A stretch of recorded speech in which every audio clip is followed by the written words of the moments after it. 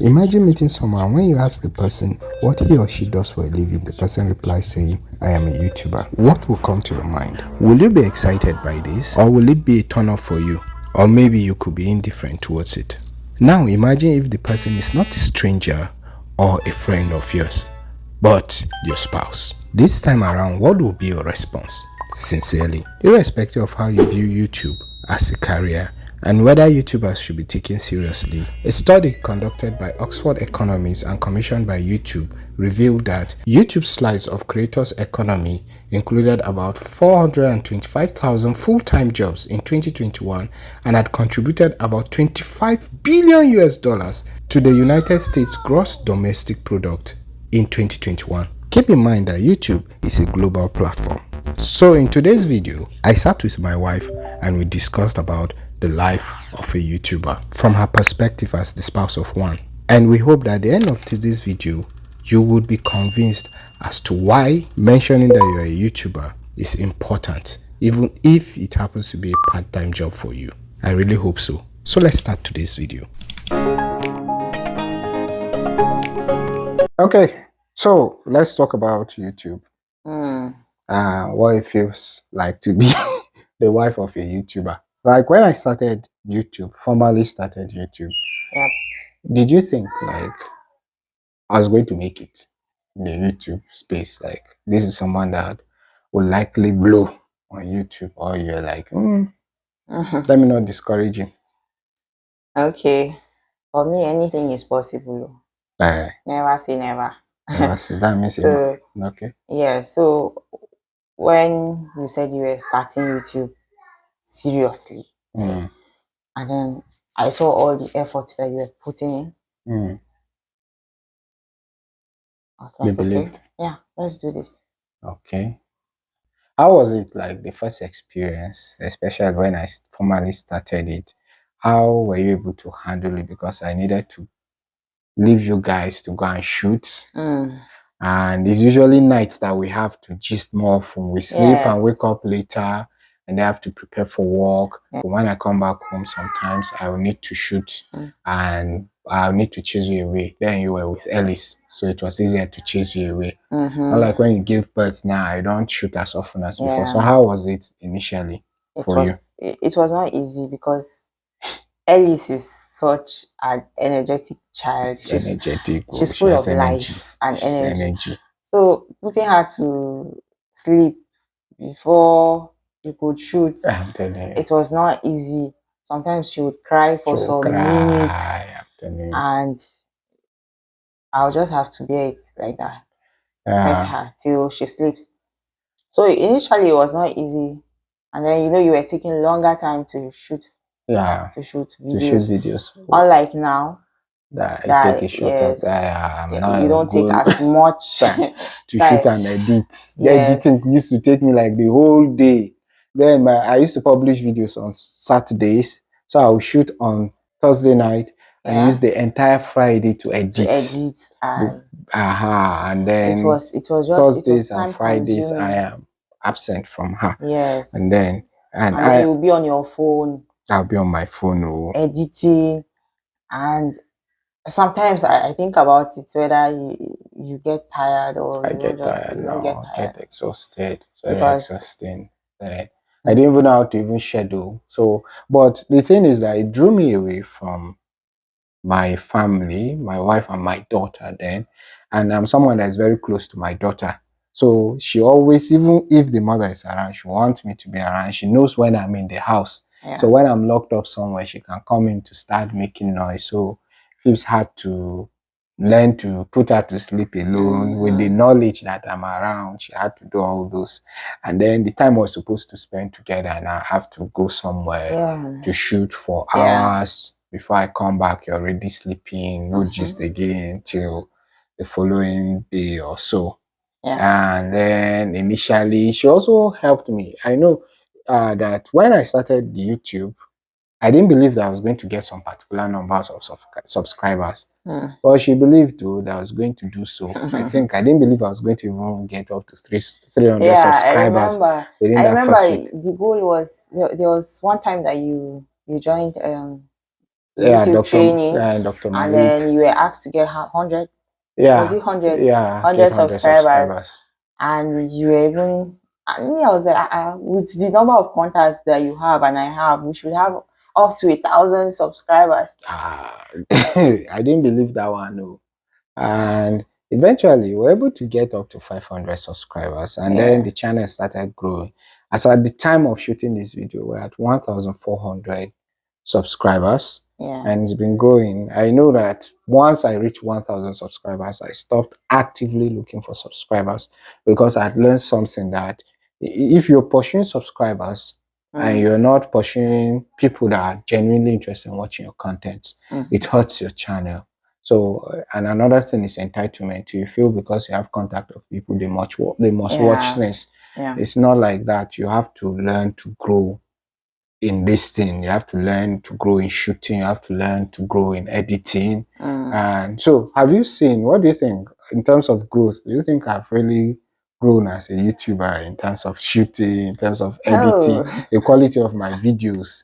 And you've seen the behind the scenes now. What do you think generally? You have grown. No. I mean, if nobody has told you this before, I am telling you right now that you've told me to now. You have grown.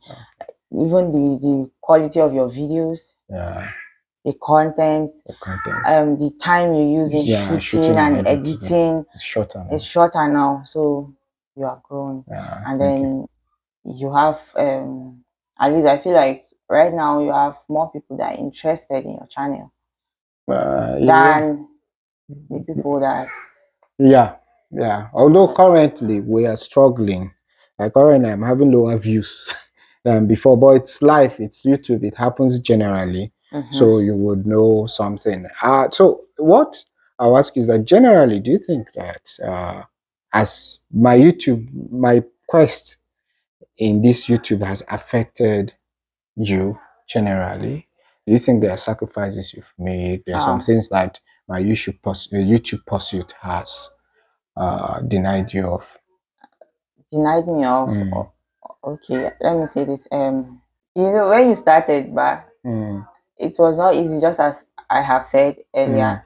Like, it was not easy, and most times you just see the person that is in front of the camera. You don't know what is happening behind the scene. You don't know the sacrifices that the other person is making behind the scene. So you just see the person in front of you, and you feel like he's the only person that is doing all the work. But then she's doing the work. Sometimes she's even doing more work than I'm doing. Like currently, I used to borrow her phone to shoot stuff since I don't have a laptop again, and the tablet too is spoiled. So I borrow her phone. That means all the time I'm shooting videos nowadays, I deny her of her phone to chat with people and also do whatever she wants to do on the phone. So Phoebe sacrifices a lot for me. I know that without her, there's no way I would have been in this thing. So the last question I'll ask is that I'm not done. And then one thing again that I have learned throughout this whole process is that I have also learned that you shouldn't have this entitlement mentality. It's true. So it was not just YouTube shooting content. It also has life lessons for you to learn. True. So you should not have entitlement mentality. You shouldn't. If they support you, fine. If they don't, it's still fine. It's okay. Yes. People have the freedom to choose whatever they want to choose. If they are genuinely not interested in your stuff, it's okay. It's fine. No matter the good things you're doing, it's not everybody that will like it. And it's based on choice. It's not because it's bad, it's because it doesn't suit their taste. And so it's very okay. It's something that we've learned too. And it has helped us. I think it has helped us to grow as individuals, because initially we were expecting some people to be enthusiastic about stuff, and we realized they were not. And initially I was getting disappointed, but I learned to accept it. And now I don't even do things for just the people in my contacts, like people outside, and I'm learning to just calm down, let the algorithm do the work for me. And the truth is that the most support you are going to get from YouTube is not even from the people that you know, because how many people do you even know? How many people do you even know? But if you want to grow in this thing, is people you don't know. It's the people you don't know. So if one person that you know is not supporting you, just take it like that. Accept it. Nah, you still get a lot of people that you don't even know that will support your content, that will like what you're doing. So exactly. It was not just YouTube shooting. It has life lessons. It has life, and so you have to just keep getting better in terms of creativity, dish out qualitative stuff, because you are giving value to get value. So for the views, for the likes, comments, subscriptions, and maybe share too, you're giving something that will make them be like, okay, I like this. Okay, there's something interesting enough for me to comment on it. There's something interesting for me to, okay, let me share it with my people also. Not that I just tell people like, comment, share, and the rest. We are learning this. She's also learning. She's not a YouTuber, but she's learning that, and we're applying it generally in life, and it's helping us.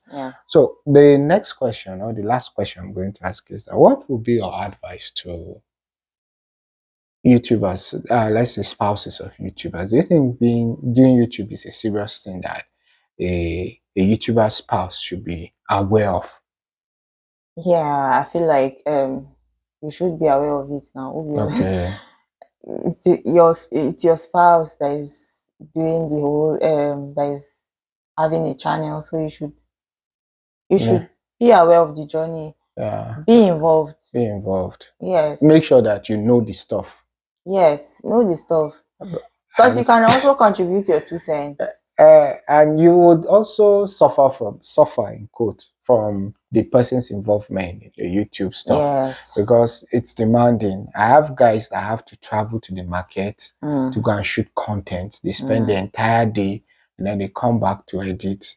That means that they are absent and they might come back exhausted. Also, like I, now that I'm a medical doctor, I'll go to work and then come back some nights. I wouldn't even gist with you. I have to just go and shoot content.